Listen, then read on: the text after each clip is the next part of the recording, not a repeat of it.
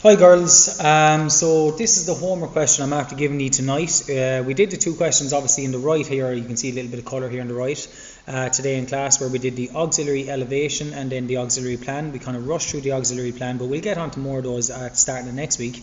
But I gave you this one here as a homework exercise, the one on the bottom left of the page. Okay, now this is a simple auxiliary, and what we're going to do, it says here, 2011 section A ordinary level question. The 3D graphic shows a post box, okay, so we can see the little 3D pictorial guy here, and it's a post box. The plan and incomplete elevation of the box are shown on the right, okay. So what we've got is we've been given the plan view of the post box as we look down on top of it, okay, and then we've been given the elevation. And clearly we can see when we look at the plan that it's actually inclined in regards to the XY line. That means that the plan view of the box, it's like it's tilted at an angle in regards to the wall, because the XY line in plan represents a wall, we know that, and we can see that the object is at an angle. Okay, now part A, all it's doing is it's telling us to complete the elevation. So we can see the elevation is incomplete here. So this is just a little bit of orthographic projection. So you could use a bit of indexing here, okay, you don't have to, but what I'm going to do here is just a tiny bit. I'm going to call this point A, I'm going to call that point B, in here is C, and then I've got D. And imagine then if it was 3D, which it is, sorry, not if,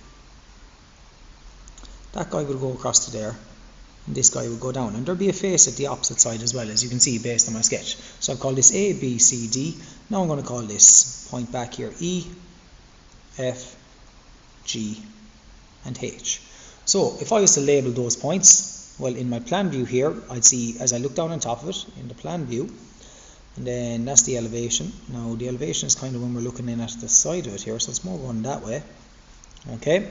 But when I look down top of it, B is on top of A, so there's B, so B comma A here, and there's B, and there's A there, right beside the X, and then we've got C and D. Well, C is here, but D slopes in underneath it, so D is actually there.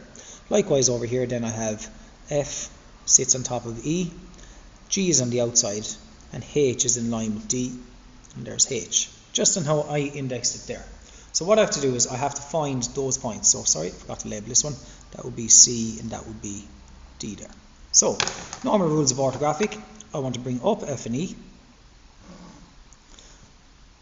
H is on the ground. We can see that H is on the ground, and then G comes up. Okay, G is on the same line as C, and then B is on the same line as F. Okay, so that's simply it. I'm going to draw in that guy. That's going to connect down to there, and then connecting down to there. So there I have it. That there is the elevation, not fully complete because I still have to do the little post box, I suppose, or the little slot for the post. Just looking in that, and then this guy. Now, as with all orthographic, we know, check for hidden detail at the end. This edge, we can't see it, so I'll go in as hidden detail. Okay, so there we have it. I've got the two side faces. Now I just have to complete the rest of the actual slot. So what I'm going to do here is I'm going to project up this guy to there, and then this one up to the top. Okay, now that I've done that, lines are going to project across and across, and all I'm going to do now is join this guy to here, and that's it. Should be using my T-square for that, and there is our elevation completed. Now there's no need to put in a line like that, it's just a hole at the top of it. It looks like it's just a surface with a hole. So that's the elevation completed, part A, done. Now what we're going to do, it says here, and this is kind of an exam style question, draw an auxiliary view, so they've only asked us for an auxiliary, of the post box on the given x1, y1. So you can see here, there's the given x1, y1, which will show the true angle between the surfaces A and B. Now, this is where I'm going to come along. I'm just going to grab a little colour there, if I can find my colour from today. Okay, can't really colour in this guy, but what I'm going to do is surface A is the slanted surface here, so I'm going to go with blue on that one. So there's my blue surface in elevation. Let's highlight that blue surface in plan. actually this guy, because look, it's B connected to C, BC. Okay, I should have labelled those guys over there as well. Actually will in a second.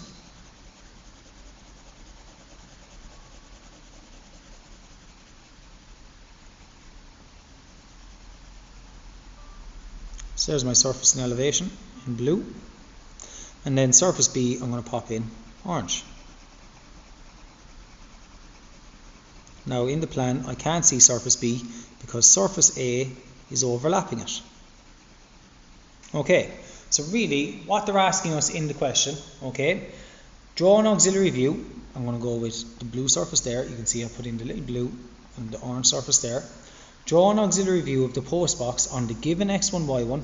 Okay, so this is our auxiliary plane, which will show the true angle between the surfaces A and B. So really what they're actually asking us here is, I want to look directly at this face here so that I can see the angle inside there.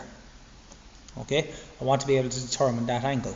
Now the only way I can determine that angle is when I look perpendicular to that face there.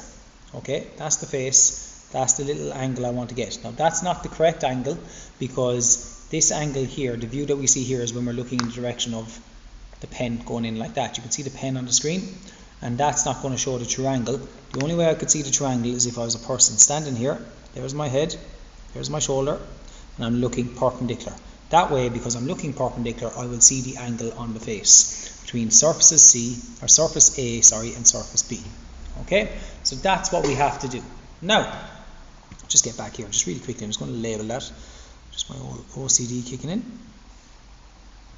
Okay, now what we're going to do, what we're doing to get the actual true angle is we're going to project from the plan and take our heights from the elevation, because this is working out to be an auxiliary elevation. Now this line here, I'm not sure what angle it's appearing at. It's actually at 30 degrees by the looks of it, based on my set square there. So we don't actually have to do any sliding set squares here. You can see that it's at 30 degrees. That actually works out really handy. So what we're going to do now is, look, I'm going to project out the points A, B, C and D, and look, my x and y1 is actually going to be at 60 degrees if you have your page set up correctly.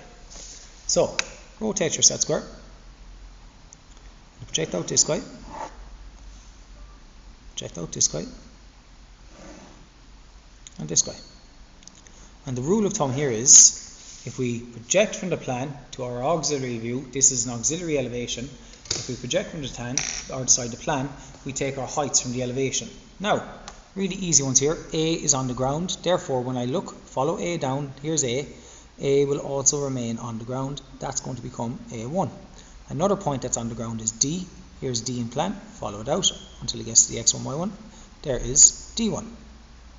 Okay, so now I need to take the height for B.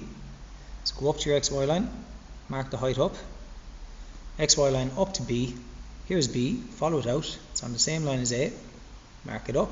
Now I need to take the vertical height for C. So what I always like to do here is draw a vertical line down for C, so I'm definitely taking the right height. So you can see there, I'm just after drawing in a line, rather than guessing where the point was, just for full accuracy. Now I can put my compass on the point, mark the height up as far as C.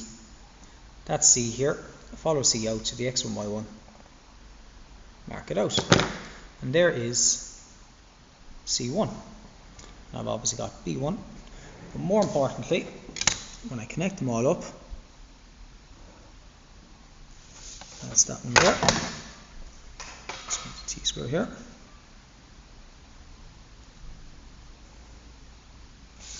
And more importantly, when I connect them all up, what I've got now is the blue surface. This is surface A, and this is surface B. So when I see the two surfaces as lines, otherwise known as edge views, the blue surface A, I'll go over my blue, and the orange surface B. So what's important to note here is I'm after finding the angle between them. Now, obviously on the day of an exam, girls, you would have to come along with your protractor and measure that. So it says here, draw an auxiliary view which will show the true angle. Actually, it only says show it. So in this case, I don't think we actually have to write it, we just have to show it. There's the angle between surface A and surface B. And the only way I can see the angle between them is when I see them as edge views, those two surfaces as lines. That's the question done there, guys. Okay, and that was done by doing an auxiliary elevation. Hope you found it helpful, girls. Okay, good stuff.